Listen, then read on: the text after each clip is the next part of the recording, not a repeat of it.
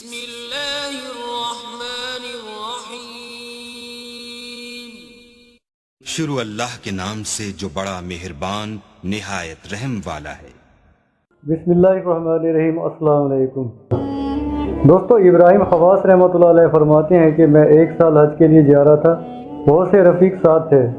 چلتے چلتے ایک مرتبہ مجھے تنہائی کا غلبہ ہوا اور یہ دل میں تقاضا ہوا کہ سب کا ساتھ چھوڑ کر اکیلے چلوں۔ میں نے اس راستے کو چھوڑ کر جس پر سب چل رہے تھے ایک دوسرا تنہائی کا راستہ اختیار کر لیا، اور میں 3 دن اور 3 رات برابر چلتا رہا۔ نہ تو مجھے ان میں کھانے کا خیال آیا، نہ پینے کا، نہ کوئی اور حاجت پیش آئی۔ 3 دن رات چلنے کے بعد میں ایک ایسے جنگل میں پہنچ گیا جو بڑا شاداب، سرسبز اور ہر قسم کے پھل اور پھول اس میں لگے ہوئے، جو بڑے مہکدار تھے، اور اس کے بیچ میں ایک پانی کا چشمہ تھا۔ مجھے یہ خیال ہوا کہ یہ تو جنت ہے، اور میں سخت حیرت میں پڑ گیا۔ میں اسی فکر و سوچ میں تھا کہ ایک جماعت آتی نظر آئی جن کے چہرے تو آدمی جیسے تھے اور ان پر مرکہ چادریں اور خوش نما لنگیاں تھیں۔ ان لوگوں نے آ کر مجھ کو گھیر لیا اور سلام کیا۔ میں نے سلام کا جواب دیا اور کہا کہ تم کہاں، میں کہاں۔ پھر مجھے خیال ہوا کہ یہ جنات کی قوم ہے۔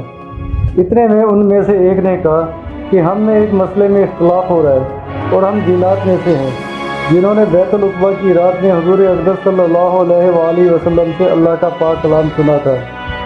حضور صلی اللہ علیہ وآلہ وسلم کے پڑھنے کی آواز نے ہمیں دنیا کے سارے کاموں سے چھڑا دیا، اور یہ جگہ اللہ جل شانہ نے ہمارے لیے مزین فرما دی۔ میں نے پوچھا کہ اس جگہ سے وہ جگہ کتنی دور ہے جہاں میں نے اپنے سفر کے ساتھیوں کو چھوڑا ہے؟ میرے اس سوال پر ایک شخص نے ان میں سے تبسم کرتے ہوئے کہا کہ ابو اسحاق، اللہ جل شانہ کی بھی عجیب بھید ہے۔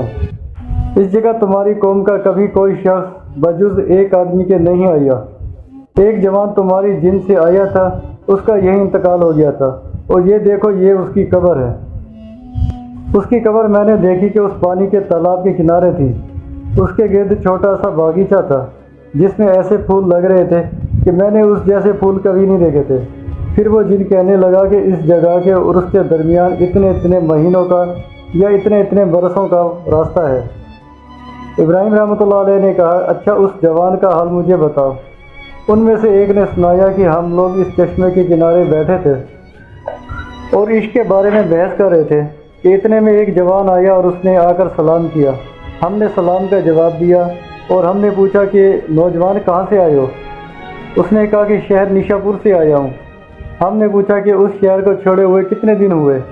اس نے کہا 7 دن ہوئے ہیں۔ ہم نے کہا کہ شہر سے کس ارادے سے چلے تھے؟ اس جوان نے کہا کہ میں نے اللہ جل شانہ کا پاک ارشاد سنا ہے، جس کا ترجمہ یہ ہے، تم اپنے رب کی طرف رجوع کرو اور اس کی فرما برداری کرو قبل اس کے کہ تم پر عذاب نازل ہونے لگے۔ پھر اس وقت تمہاری کسی طرف سے بھی کوئی مدد نہ کی جائے۔ ہم نے اس جوان سے پوچھا کہ انابت کیا ہے اور عذاب کیا ہے؟ اس نے بیان کرنا شروع کیا، اور جب عذاب بیان کرنا شروع کیا تو ایک چیخ ماری اور مر گیا۔ ہم لوگوں نے اس کو اس قبر میں دفن کر دیا۔ ابراہیم رحمۃ اللہ علیہ کہتے ہیں، مجھے اس قصے سے بڑی حیرت ہوئی۔ اس کے بعد میں اس جوان کی قبر کے نزدیک گیا تو اس کے سرحانے نرگس کے پھولوں کا ایک بہت بڑا گلدستہ رکھا تھا، اور اس کی قبر پر یہ لفظ لکھے ہوئے تھے، ھذا قبر حبیب اللہ قتیل الغیرۃ۔ یہ اللہ کے دوست کی قبر ہے جو غیرت کا قتل کیا ہوا ہے۔ اور نرگس کے ایک پتے پر انابت کی تفصیل لکھی ہوئی تھی۔ میں نے اس کو پڑھا۔ ان جنات نے مجھ سے اس کا مطلب پوچھا۔ میں نے اس کا مطلب بتایا تو وہ بہت خوش ہوئے اور مزے میں لوٹنے لگے۔ جب انہیں اس سے سکون سا ہوا تو کہنے لگے کہ ہمارا وہ مسئلہ جس پر جھگڑا تھا حل ہو گیا۔ ابراہیم رحمۃ اللہ علیہ کہتے ہیں، پھر مجھے کچھ غنودگی سی آئی۔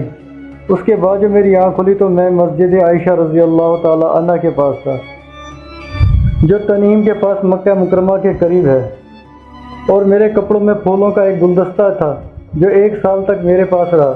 1 سال تک اس میں کوئی تغیر نہ ہوا۔ اس کے چند ایام بعد وہ خود بخود گم ہو گیا۔ وما علینا الا البلاغ المبین۔